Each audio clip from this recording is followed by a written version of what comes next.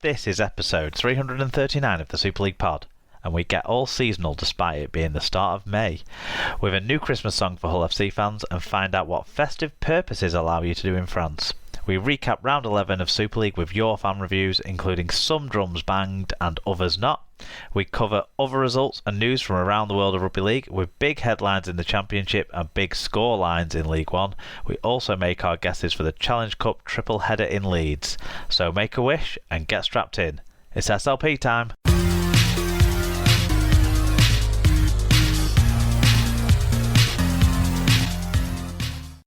Hello listeners, welcome along. It's episode 339 of the Super League Pod. This week you have myself, Mark, and I'm rejoined by Alan. Welcome back, Alan. Thank you very much. Hello everybody. It's good to have you back on, especially because we need to catch up on some important Championship coaching news involving your club, the Bradford Bulls. So we'll get to that pretty soon, but first you want to tell us about our sponsor? Yes, so Super League Pod is supported by Rob's Megastore.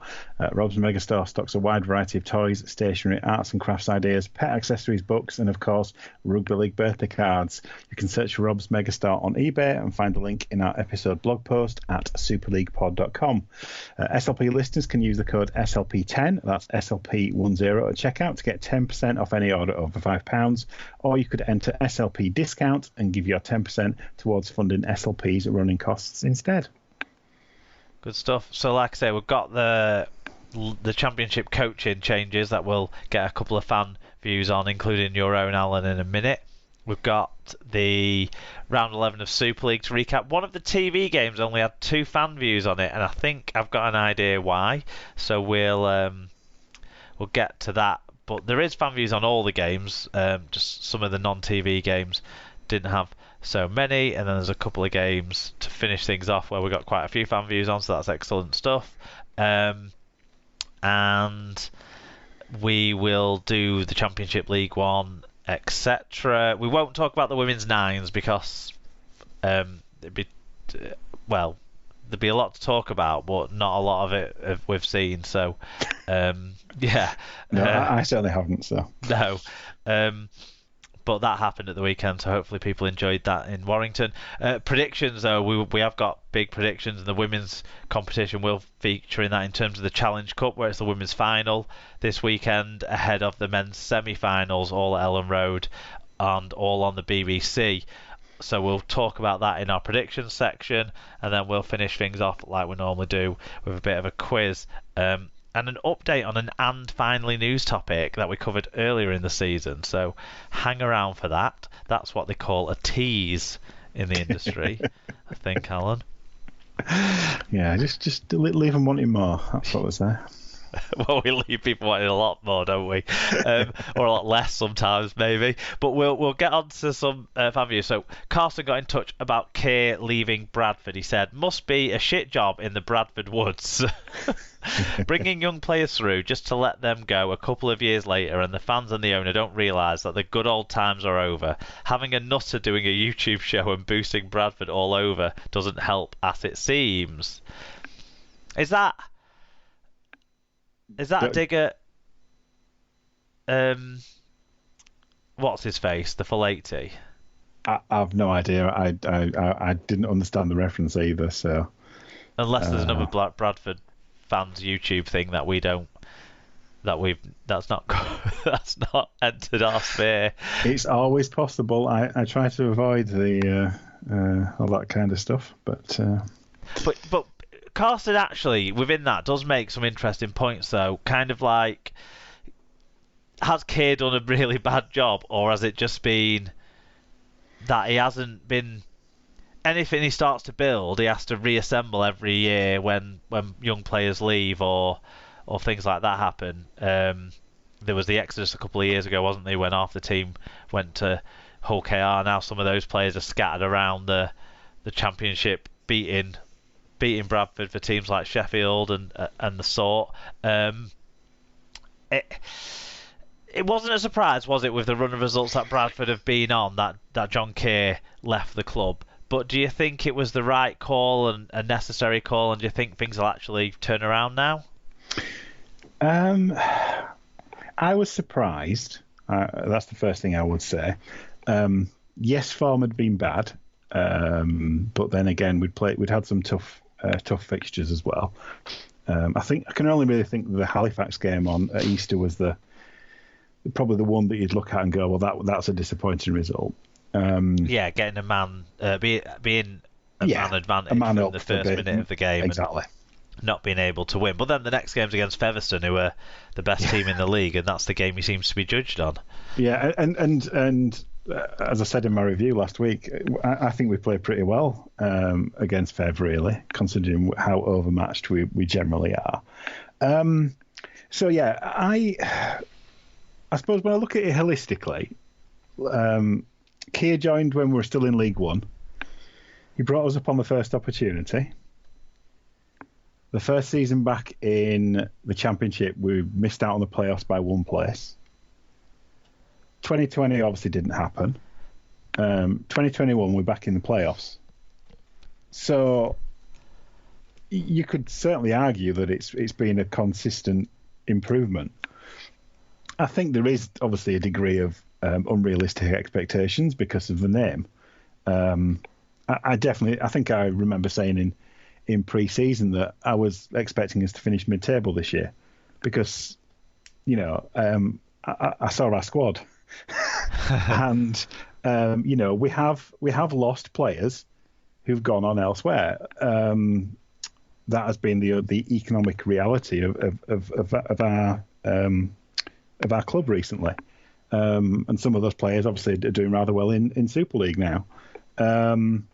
And we're still developing players. We've got, it's coming up to a new story later on, but, academy players, we're still producing academy players that are good enough to hit the origin squads. Oh, we haven't put that in the rundown, actually. But all right, okay. Well, we have. And, I don't see any other championship team doing that. I don't see half a Super League doing that, to be brutally honest with you. If you're outside of Wigan and St Helens, basically. So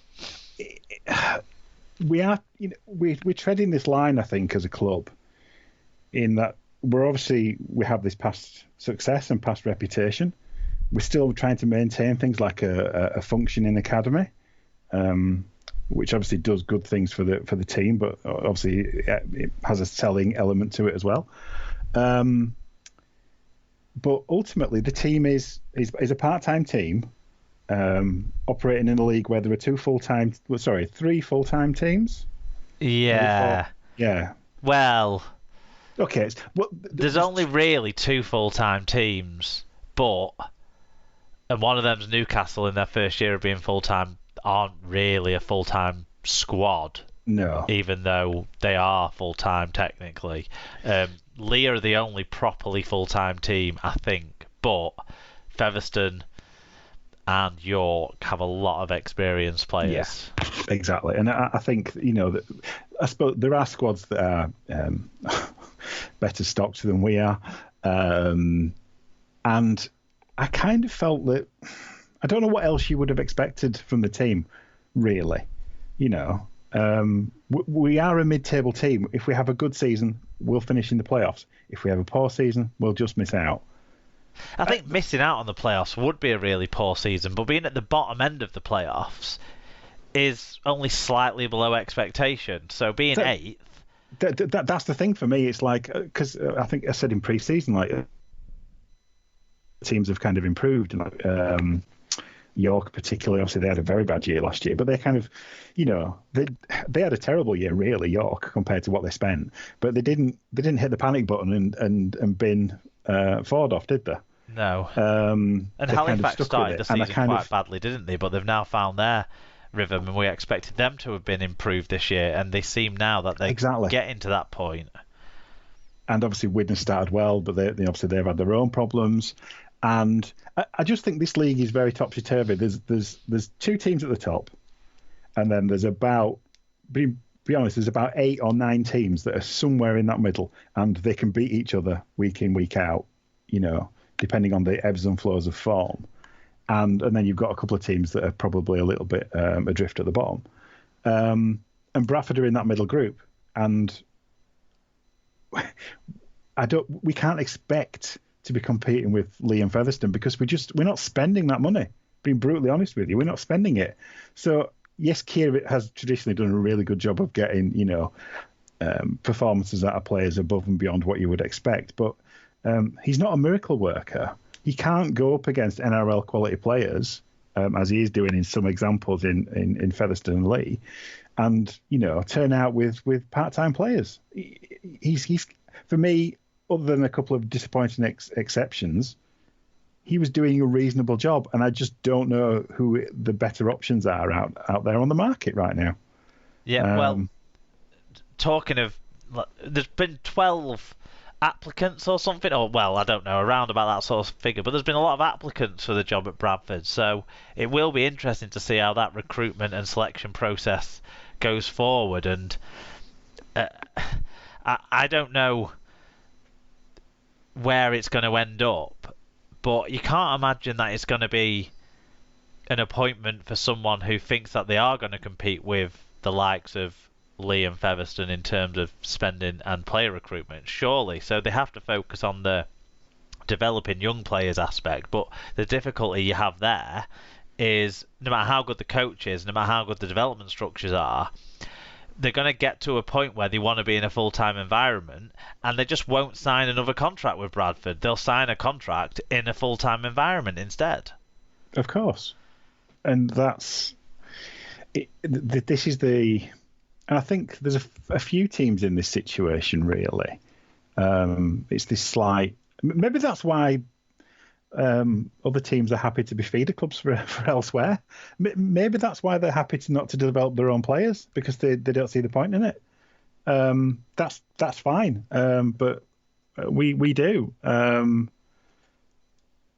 don't know. Yeah. If you're happy being a big fish in a small pond, that's fine. I think the trouble that Bradford have is to get to that next level. We just don't have the resources, and I would caution against a Lee or Featherstone approach, to be brutally honest with you, because it's fraught with difficulty, and in the structure as it is, somebody's going to be very disappointed. Yeah. So we shouldn't be trying to encourage it, to be brutally honest. So unless it's working towards a change in structure, yeah. Well, yeah. And even then, would you say Lee and Featherstone are actually prepared to be long-running full-time clubs? I don't know that they are, because they don't have those structures in place with the academy, with things like that. No. I know they have really good local amateur community teams that feed in as a sort of de facto academy, but it's still not the same. No, and history tells us that that these things can change at these clubs very quickly. It's not that long ago that both of these clubs were pleading poverty, that they couldn't put any team together, and now they're flashing the cash again. And it's not that long ago. People have got very short memories. So yeah, overall, I'm disappointed that Keir has left. But yeah, I just think there needs to be an adjustment in expectations for Bradford. And another club that's in a very similar position to Bradford is Widnes, and Paul O'Brien, the Widnes fan, got in touch about Simon Finnegan leaving the Vikings last week as well. He said, "The time was right for Simon to leave the club. Yes, injuries may have been a factor, but with 6 defeats in a row mixed in with poor defence and a lack of options in attack, the club had no option.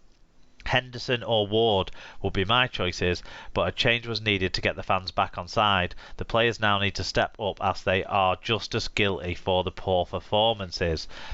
It sounds like what Paul's saying there with Widnes is you can't sack all the players, so yeah. But you can sack the one coach kind of scenario at Widnes, and it seems like a combination of really on-field issues that have led to them falling down from that great start they had.